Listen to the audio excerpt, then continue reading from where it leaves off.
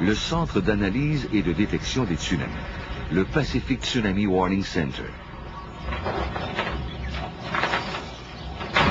Des géophysiciens vivent ici en permanence, sous l'œil attentif du grand patron, Mike Blackford, qui habite à quelques coups de pédale du centre.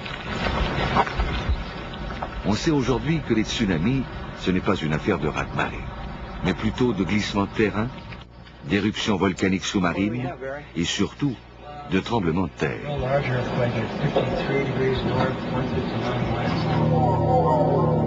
Le Pacifique est l'endroit rêvé pour les tsunamis, parce que l'écorce terrestre y est très active. À l'endroit où les plaques tectoniques se rencontrent, le plancher océanique glisse sous le plateau continental, plus léger, plus flexible. Au point de rencontre, une tension s'installe qui peut se relâcher de façon très soudaine. Le résultat, des tremblements de terre. Mike Blackford accorde une importance toute particulière à 3 zones du Pacifique. Les zones les plus actives du Pacifique sont la fosse océanique Chili-Pérou au sud.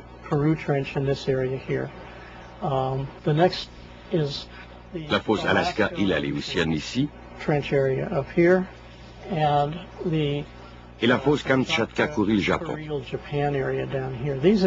Ce sont les 3 principales sources de tsunamis année après année.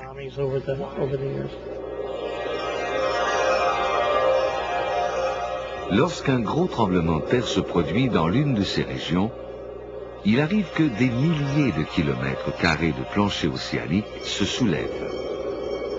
Ce mouvement de la croûte terrestre déplace à son tour une large masse d'eau. L'eau soulevée fait une montagne à la surface, puis elle se sépare en deux et se dirige à toute vitesse vers les côtes.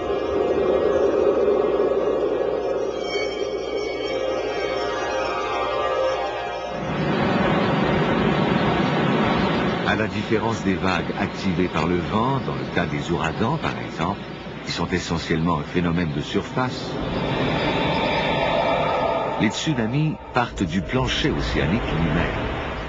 Conséquence, des ondes très longues qui contiennent une énergie colossale.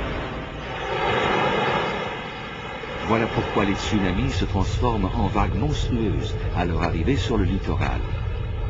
C'est leur façon de brûler l'énergie.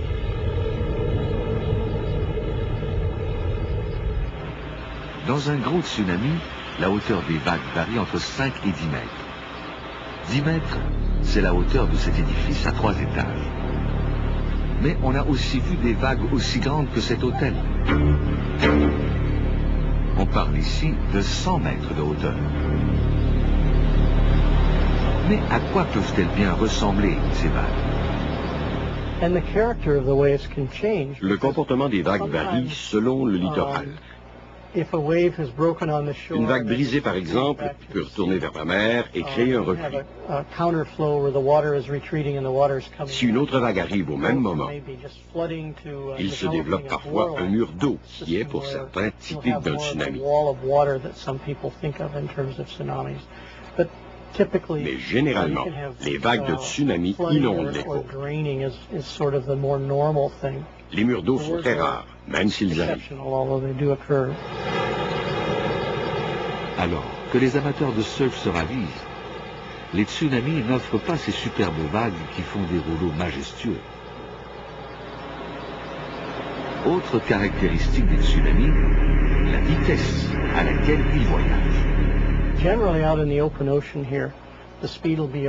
Généralement, en haute mer, la vitesse à laquelle une vague se déplace est à peu près 800 km à l'heure. Soit la vitesse d'un avion en réaction qui traverse l'océan. Le Japon est régulièrement éprouvé par des tsunamis qui proviennent parfois d'aussi loin que le Chili. En 1960, à la suite d'un violent tremblement de terre, un tsunami qui a voyagé pendant 22 heures et traversé plus de 10 000 km d'océan arrive au Japon avec des vagues hautes de 6 à 10 mètres. On estime en moyenne à 7 ou 8 les grosses vagues qui font des dommages avant que l'énergie du tsunami ne soit dissipée. et il y a en moyenne entre 15 et 30 minutes entre chaque vague. D'ailleurs, la plus grosse vague n'est pas nécessairement la première. Les pays du Pacifique sont de plus en plus conscients du danger que représentent les tsunamis. Encore en 92 et 93, ils ont fait des milliers de morts au Chili, dans les Philippines et au Japon. Y a-t-il moyen de traquer les tsunamis avant qu'ils ne frappent? Oui, en traquant les tremblements de terre qui en sont la source. Sur le terrain du Pacific Tsunami Warning Center, on trouve une petite construction qui abrite ce qui sert d'oreille à Mike Blackford, les sismographes. Fondamentalement, c'est ici que tout commence. Lorsqu'un tremblement de terre se produit, la plateforme qui supporte les sismographes bouge un petit peu. Ce mouvement est alors amplifié et enregistré. Ensuite, l'alarme est donnée. C'est ici que sont établies la position du séisme et sa magnitude. Ensuite, on détermine si le tremblement de terre a généré un tsunami. Pour Mike Blackford, l'instrument de prédilection pour faire ce travail est le détecteur de marée. Il y en a des milliers installés un peu partout le long des côtes du Pacifique. Ces détecteurs mesurent le niveau de l'eau une fois par seconde et sauvegardent cette information jusqu'au moment où les géophysiciens en ont besoin. Si juste avant l'arrivée du tsunami, le niveau de l'eau s'élève ou chute rapidement, nous supposons qu'un tsunami important vient d'atteindre le détecteur de marée. Maintenant, il faut faire circuler l'information le plus rapidement possible. Certains tsunamis locaux peuvent frapper en moins de 30 minutes. Au centre, on mise sur un système de communication complètement indépendant. Non seulement ce système sert à relayer les informations à travers tout le Pacifique, mais il permet aussi d'enclencher au besoin l'alerte au tsunami. Au total, 25 pays, dont le Canada, sont branchés sur le Pacific Tsunami Warning Center. Les chercheurs admettent cependant qu'ils sont loin de tout connaître sur les tsunamis, ce qui complique la tâche de Mike Blackford, qui doit prendre des décisions importantes sans se tromper. Des vies sont en jeu. Mike, could you call Civil Defense? Okay. Une fois qu'il est raisonnablement certain qu'un tsunami va se produire, il avertit les autorités de la défense civile de l'État d'Hawaï. State warning point. This is Pacific Tsunami Warning Center. I have a tsunami warning and watch message for all the islands of the state of Hawaii. State Civil Defense acknowledge. Un message se met alors à défiler sur les écrans de télévision. Quand les sirènes se mettent à hurler, c'est le temps de procéder à l'évacuation du littoral.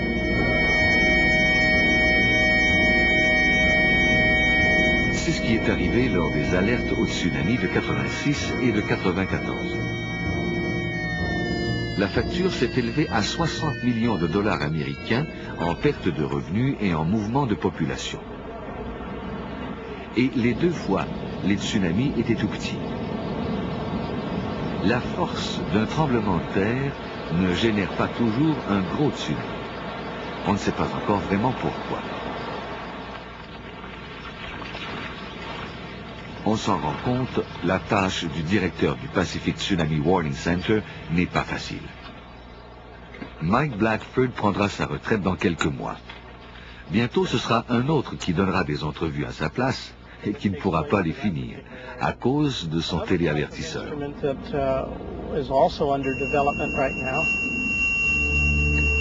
We have an alarm. That's an alarm?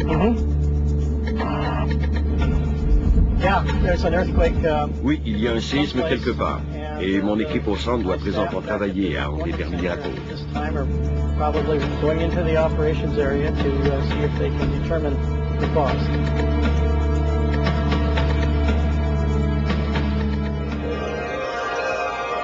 C'était une fausse alerte, comme il y en a des dizaines chaque année.